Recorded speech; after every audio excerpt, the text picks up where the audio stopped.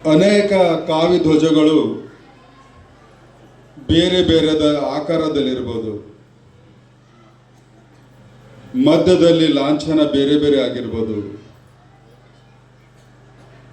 ಆದರೂ ಕೂಡ ಧ್ಯೇಯ ಮತ್ತು ಉದ್ದೇಶ ಒಂದೇ ಇದೆ ಅನ್ನುವಂಥದ್ದನ್ನು ನಾವು ಯಾರೂ ಮರಿಬಾರದು ಅನ್ನುವಂಥದ್ದನ್ನು ನನ್ನ ವಿನಂತಿ. ಮನುಷ್ಯ ಮತ್ತು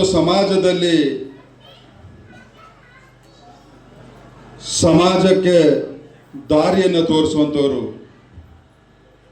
ನಾವು ಎಂದೂ ಖಂಡವಾಗಿ ನೋಡಬಾರದು. ಅಖಂಡವಾಗಿ ನೋಡಿದಾಗ ಮಾತ್ರ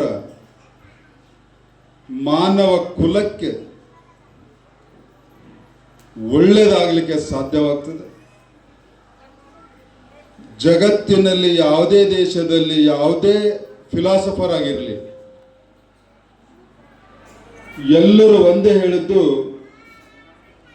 ಪ್ರೀತಿ, ಪ್ರೇಮ, ಸಹನೆ, ಸಹಬಾಳ್ವತೆ. ನಾನು ಬದುಕಬೇಕು, ಮತ್ತೊಬ್ಬರನ್ನ ಬದುಕಲಿಕ್ಕೆ ಅವಕಾಶವನ್ನ ಮಾಡಿಕೊಡ್ಬೇಕು.